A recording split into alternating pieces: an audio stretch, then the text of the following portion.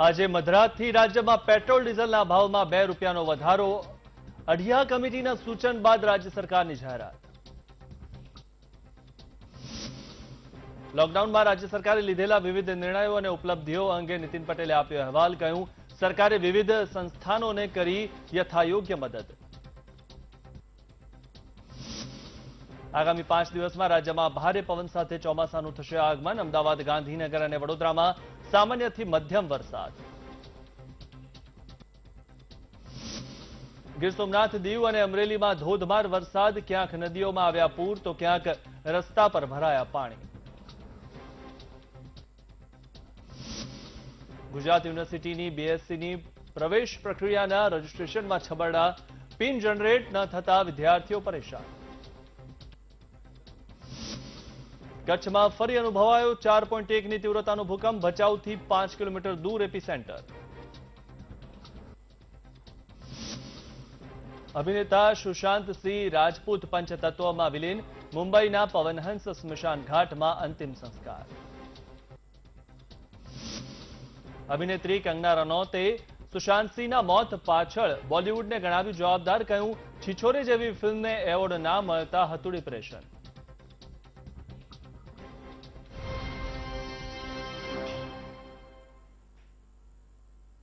નમસ્કાર, હું મિથુન, આપ જોઈ રહ્યા છો ન્યૂઝ@7। સૌપ્રથમ વાત કરીએ તો અમદાવાદની 143મી રથયાત્રાને લઈને સૌથી મોટા સમાચાર। ભગવાન જગન્નાથજીની રથયાત્રાને લઈને અસમંજસને પોલીસે કરી સ્પષ્ટતા। રથયાત્રાને લઈને પોલીસે આપી છે લીલી ઝંડી। પોલીસ દ્વારા પોલીસને ટ્રાફિક ડાયવર્ઝન આપવાનો આદેશ કરવામાં આવ્યો છે। અમદાવાદ ટ્રાફિક પોલીસે વૈકલ્પિક ટ્રાફિક રૂટ પણ જાહેર કર્યા છે। તો રથયાત્રાના સમયની પરંપરા પણ નહીં તૂટે। પરંપરાગત રીતે નીકળતી રથયાત્રા સવારે નીકળશે। રથયાત્રા સાંજે જ પરત ફરશે નિજ મંદિર। રથયાત્રાના સમયમાં નહીં કરાય ફેરફાર તો કોટ વિસ્તારોમાંથી જ રથયાત્રા નીકળશે। મર્યાદિત લોકો રથયાત્રામાં જોડાય તેવી શક્યતા છે। રાજ્ય સરકાર પરવાનગી બાકી હોવા છતાં પોલીસે અગમચેતીના ભાગરૂપે તૈયારીઓ શરૂ કરી દીધી છે। તો રથયાત્રાને લઈને જે અસમંજસ હતું અને લોકોમાં પણ અસમંજસ હતું કે આ વખતે રથયાત્રા કેવી રીતે નીકળશે, ક્યાંથી નીકળશે અને કેટલો સમય, કારણ કે સમયમાં કદાચ ફેરફાર થાય તેવી પણ વાતો વહેતી થઈ હતી। ત્યારે હવે એ સમગ્ર ચિત્ર સ્પષ્ટ થઈ ગયું છે। રથયાત્રાના સમયમાં ફેરફાર નહીં કરાય।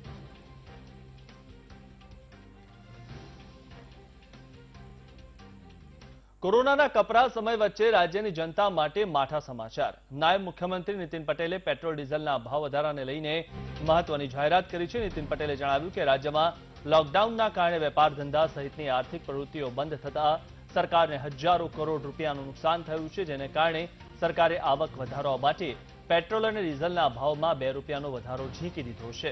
આજે મધરાત્રિથી નવા ભાવ અમલમાં મુકાશે। ભાવ વધારા બાદ અમદાવાદમાં પેટ્રોલનો ભાવ ₹73.96 આજે રાતથી થઈ જશે અને ડીઝલનો ભાવ ₹72.21 થઈ જશે। ઉલ્લેખનીય છે કે જે રીતે રોજબરોજ જે ભાવ વધે છે, પૈસામાં પણ હવે રૂપિયામાં વધ્યો છે। નિર્ણય કર્યો છે કે ગુજરાતમાં આજે રાત્રે 12 વાગ્યાથી પેટ્રોલનો ભાવ ₹2 વધારવામાં આવે।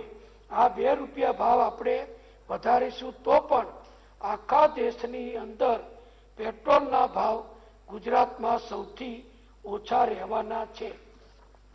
એવી જ રીતે ડીઝલના ભાવ પણ સમગ્ર દેશમાં જોઈએ તો અત્યારે ગુજરાત 16મા સ્થાને છે। આપણા કરતા, ગુજરાત કરતા 15 રાજ્યોની અંદર ડીઝલનો ભાવ વધારે છે। એટલે ગુજરાત સરકારે નિર્ણય કર્યો છે કે ડીઝલના ભાવમાં પણ આજે રાત્રે 12 વાગ્યાથી લીટરે ₹2નો વધારો કરવામાં આવે। અત્યારે આપણો ભાવ ગુજરાતમાં ₹70.12 છે, એમાં ₹2નો વધારો થશે। કોરોનાના કારણે દેશભરમાં લોકડાઉન લગાવવામાં આવ્યું હતું, જેને લઈને વ્યાપાર ધંધાને મોટો ફટકો પડ્યો।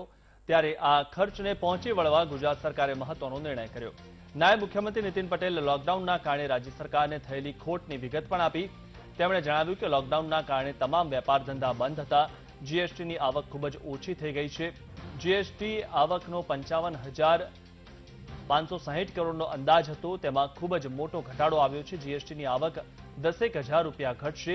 વેટથી 23,230 કરોડની આવક થાય તેવો અંદાજ બજેટમાં રજૂ કર્યો હતો. આ આવક થવાની સામે 8,500 કરોડનો ઘટાડો થશે તેવું અનુમાન છે. તો 50% સુધી સ્ટેમ્પ ડ્યુટીની આવકમાં ઘટાડો થશે, જેથી આ વખતે 1,800 થી 2,000 કરોડની આવકમાં ઘટાડો થશે. સાથે જ કહ્યું કે આ ખોટને પહોંચી વળવા સરકારે 1 વર્ષ સુધી તમામ ધારાસભ્યોના પગારમાં 30%નો ઘટાડો કર્યો છે. રાજ્ય સરકારના કર્મચારીઓ અને અધિકારીઓના વાહન ભથ્થામાં વધારો અને મોંઘવારી ભથ્થાનો વધારો નહીં મળે.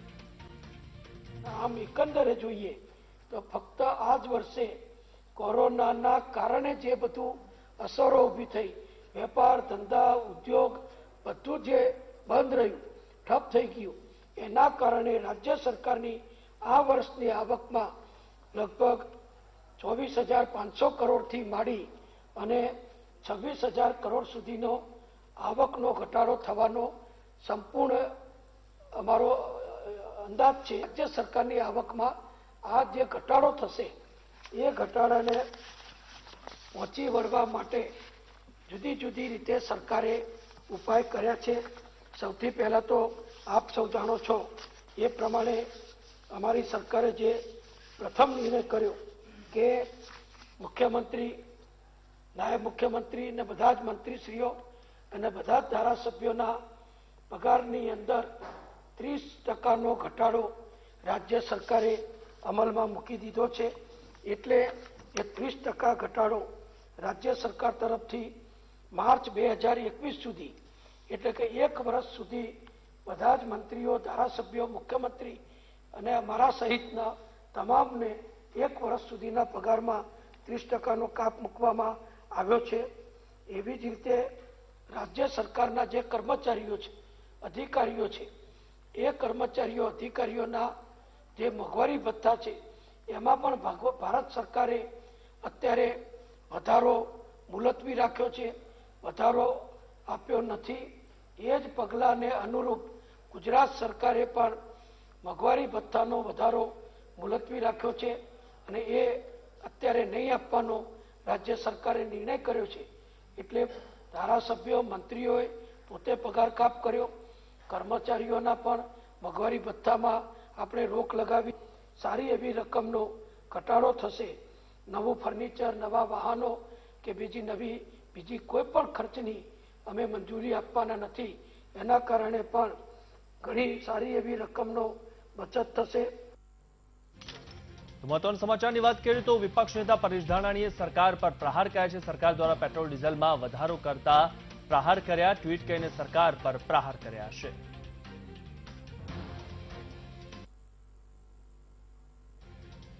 તો જે રીતે ખર્ચને પહોંચી વળવા માટે ₹2નો વધારો પેટ્રોલ અને ડીઝલ પર કરવામાં આવે છે, પ્રજાને લૂંટવાનું સરનામું પેટ્રોલ પંપ, તેવું ટ્વીટ પરેશ ધાનાણીએ કર્યું છે.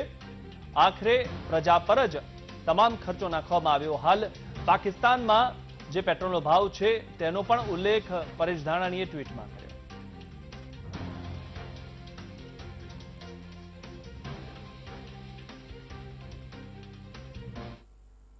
અને હવે વાત કરીએ વરસાદની.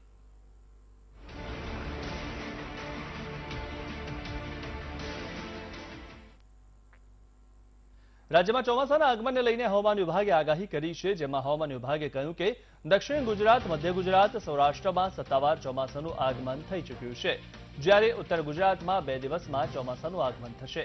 આગામી 5 દિવસ રાજ્યમાં ભારે પવન સાથે વરસાદની આગાહી કરવામાં આવી છે.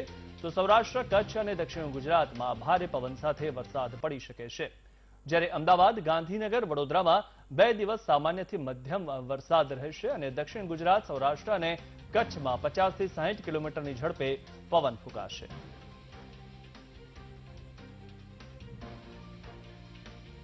अगले 5 दिनों में डे 1 में गुजरात रीजन में फेयरली वाइड स्प्रेड रेनफॉल मिलेगा एंड सौराष्ट्र कच्छ में भी फेयरली वाइड स्प्रेड रेनफॉल मिलेगा.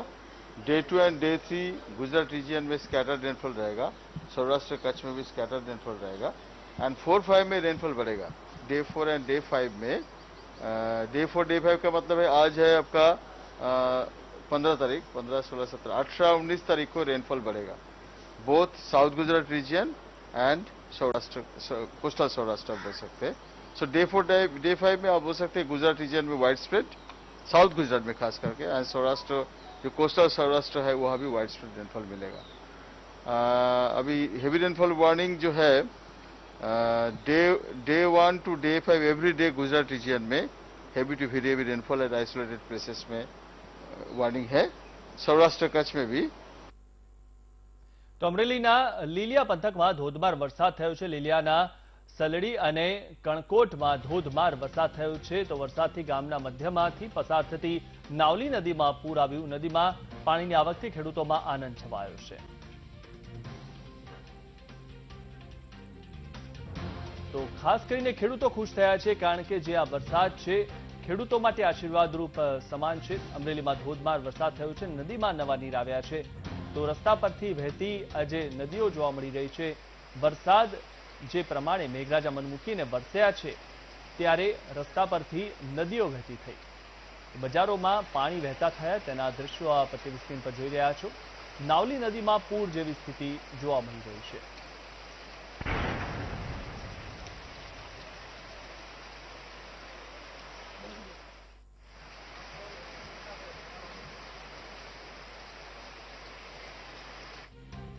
તો ગીર સોમનાથના ગીરમાં મેઘરાજાએ પધરામણી કરી છે। મેઘમહેર થઈ છે। 1.5 ઇંચ વરસાદ થતા ખેડૂતો ખુશખુશાલ થયા। પૂર્વ ગીર વિસ્તાર તુલસીશ્યામમાં ભારે વરસાદ થયો। ભારે વરસાદથી શાહી નદીમાં પૂર આવ્યું છે। ગીર ગઢડા તાલુકાના અનેક ગામોમાં ભારે વરસાદ થયો અને ગીરના જંગલમાં 5 ઇંચ જેટલો વરસાદ થયો છે। જસાધાર, ચીખલ વરસાદ થયો છે। નીતલી, વડલી, બેડિયા, મોતીસરમાં વરસાદ થયો છે। મોહબ્બતપરા, અંબાડા, સણોસરી, નગડિયામાં પણ ભરપૂર વરસાદ થયો છે।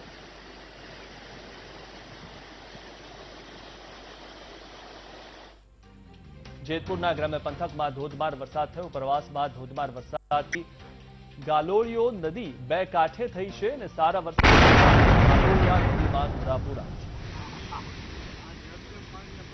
ગાલોડિયા નદી બે કાંઠે થઈ, જેના દ્રશ્યો આપ ટીવી સ્ક્રીન પર જોઈ રહ્યા છો। અને જે રીતે વરસાદ પડી રહ્યો છે, મન મૂકીને મેઘરાજા વરસી રહ્યા છે, ત્યારે અનેક વિસ્તારમાં વરસાદ પડી રહ્યો છે। ગાલોડિયા નદી બે કાંઠે થઈ હતી અને તેને જોવા માટે સ્થાનિક લોકો પણ આવ્યા હતા।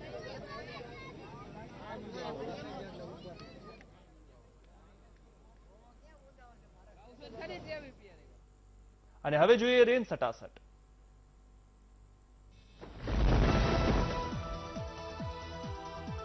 અમરેલીના વડિયા, ધુળિયા, પીપળિયા, મોરવાડામાં વરસ્યો વરસાદ। સમયસર વાવણી લાયક વરસાદથી ખેડૂતો ખુશખુશાલ।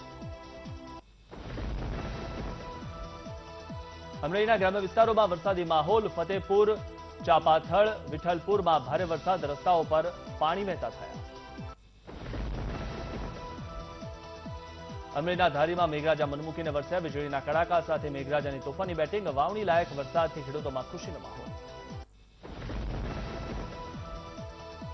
પોરબંદરમાં ગ્રામ્ય વિસ્તારમાં ધીમી ધારે વરસાદ। દરિયાકાંઠાના ભવપરા, મિયાણી સહિતના ગામ પર મેઘરાજા મહેરબાન। તો વિસાવડા અને ટુકડા ગામે ખાબક્યો 2 ઇંચ વરસાદ। ગીર સોમનાથ અને દીવમાં મેઘરાજાની ધમાકેદાર એન્ટ્રી। ગાજવીજ સાથે મન મૂકીને વરસ્યા મેઘરાજા।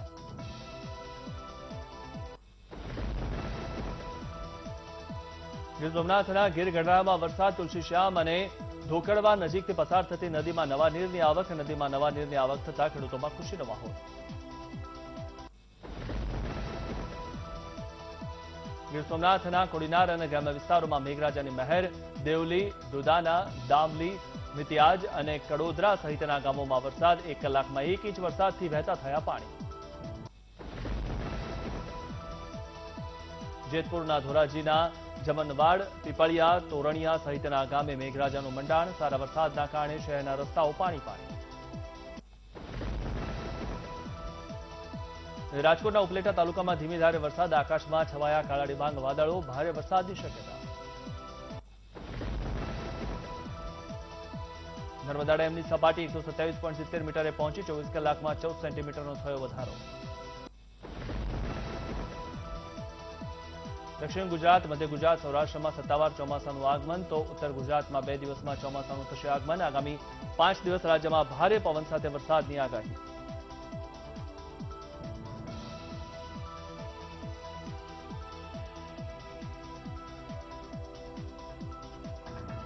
સમાચારોમાં સમય થયો છે બ્રેક બાદ આપનું સ્વાગત છે। બોલિવૂડના યંગ કલાકાર સુશાંત સિંહને આજે અંતિમ વિદાય અપાઈ। કોરોનાની મહામારી વચ્ચે પરિવારના સભ્યો અને નજીકના મિત્રો સ્મશાન ઘાટ હાજર રહ્યા હતા। સુશાંત સિંહના લાખો કરોડો ફેન હતા, તેના કારણે પોલીસે પૂરતો બંદોબસ્ત રાખ્યો હતો કે કોઈ ભીડ ભેગી ન થાય। મુંબઈના વિલેપાર્લે સ્મશાન ઘાટમાં સુશાંત સિંહના અગ્નિ સંસ્કાર કરાયા હતા। કૃતિ સેનન અને શ્રદ્ધા કપૂરે ભીની આંખે સુશાંતને શ્રદ્ધાંજલિ અર્પી હતી।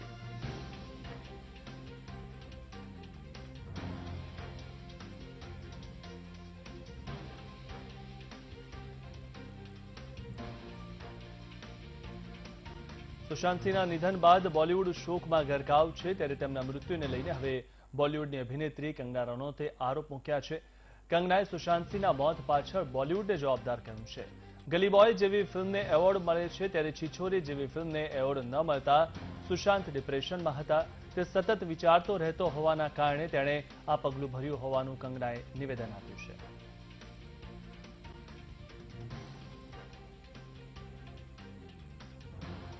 તો જે રીતે અનેક જે સવાલો ઉઠી રહ્યા છે કે આખરે સુશાંત સિંહે કેમ આત્મહત્યા કરી।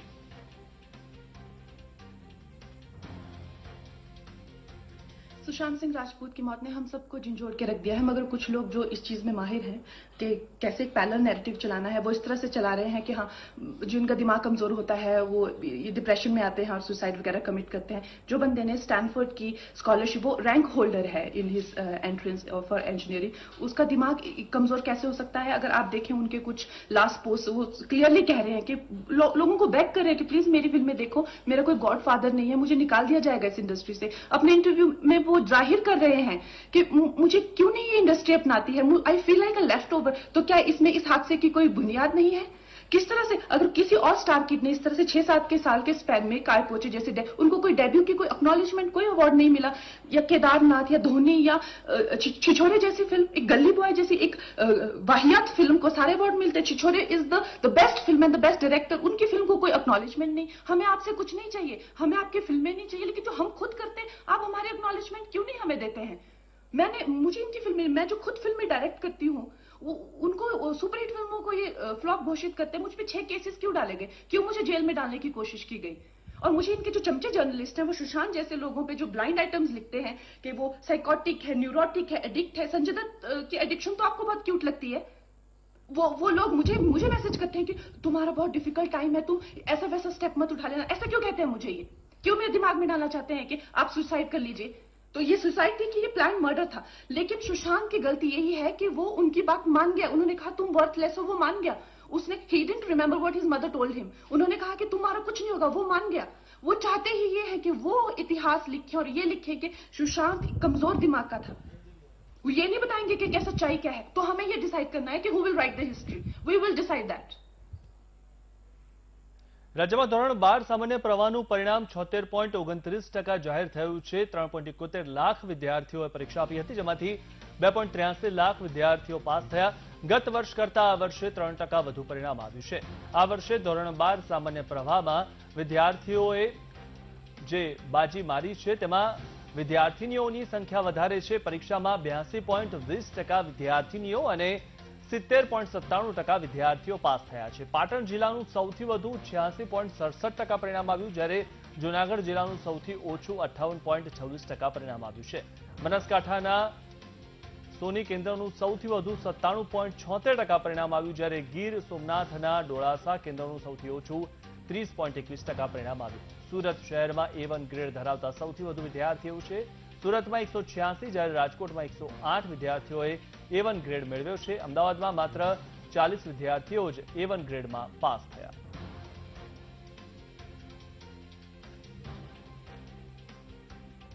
તો ધોરણ 12 સામાન્ય પ્રવાહનું આજે પરિણામ જાહેર થયું છે। આ વર્ષે માતૃભાષા ગુજરાતીમાં 97.87% પરિણામ આવ્યું છે। માતૃભાષાના પરિણામને લઈને શિક્ષણ મંત્રી ભૂપેન્દ્રસિંહ ચુડાસમાએ નિવેદન આપ્યું છે કે તમામ વિષયમાં વિદ્યાર્થીઓને સારા માર્ક્સ આવવા જોઈએ। માતૃભાષામાં કોઈ વિદ્યાર્થી નાપાસ ન થવો જોઈએ। માતૃભાષામાં પરિણામ સારું આવે એવો આગ્રહ કરીએ છીએ। સરકારના પ્રમાણમાં આ વખતે પરિણામ સારું છે એવું મારું કહેવું છે, અને અમે ધ્યાનપૂર્વક શિક્ષકોને પણ વારંવારની ટકોર કરીને કોઈ પણ વિષયમાં વિદ્યાર્થીના સારા ગુણ આવવા જ જોઈએ. એમાં ખાસ કરીને માતૃભાષામાં તો મારો આગ્રહ છે કે કોઈ પણ વિદ્યાર્થી નપાસ ન થવો જોઈએ. પણ એમાં 3-4 ફેક્ટર કોઈ પણ પરિણામમાં કામમાં હોય છે. શિક્ષક, વિદ્યાર્થી, સમાજ, વાલી, આ બધું જ ભેગું થતું હોય છે. એમાં કોઈ એક કડી નબળી પડે તો એ સીધી અસર એની પરિણામમાં થતી હોય છે. પણ હું આગ્રહી છું કે માતૃભાષાનું પરિણામ તો સારું આવવું જ જોઈએ. આફત સામે આપણે કેટલા એલર્ટ છીએ એ વિશે આગળ વાત કરીશું. હાલમાં સમય થયો છે બ્રેકનો. આપનું સ્વાગત છે. સમગ્ર વિશ્વને ભૂકંપના 4 ઝોનમાં વહેંચવામાં આવ્યું છે. ભૂકંપની સૌથી વધુ તીવ્રતા ઝોન 5 માં વર્તાય છે. ભારતમાં કચ્છ અને હિમાલય પર્વતમાળા ઝોન 5 માં આવે છે. ગુજરાતનો મોટાભાગનો વિસ્તાર ઝોન 3 માં આવે છે. દાહોદ ઝોન 3 માં, જ્યારે સૌથી ઓછી તીવ્રતા નોંધાય છે ઝોન 3 માં. कि भूकंप के बारे में आगाही देना तो ये इम्पॉसिबल है. हमें पता है भूकंप आएगा क्योंकि यहाँ पर काफी स्ट्रेन एनर्जी है, लेकिन कब आएगा, कहाँ आएगा और कितना बड़ा आएगा ये आंसर किसी के पास नहीं है. बट हमें ये पता लगता है कि कोई भी एरिया एक्टिविटी कहाँ पर ज्यादा हो रही है, कहाँ पर भूकंप आने की संभावना है. मतलब वो कब आएगा वो तो कोई क्वेश्चन का आंसर नहीं, बट संभावना कितनी है उसके आने की. अगर हम कच्छ में देखें तो ये जो समख्याली का रीजन है, समख्याली बेसिन जिसमें बचाऊ आता है, रापड़ आता है, यहाँ पर सबसे ज्यादा स्ट्रेन है. मतलब सबसे ज्यादा एनर्जी इस रीजन में एकोमुलेट हो रही है. तो यहाँ पर 4 मैग्नीट्यूड के અને હવે જો વાયરલ ટ્રુથ પ્રતિપાલ સાથે મને રજા આપશો. નમસ્કાર.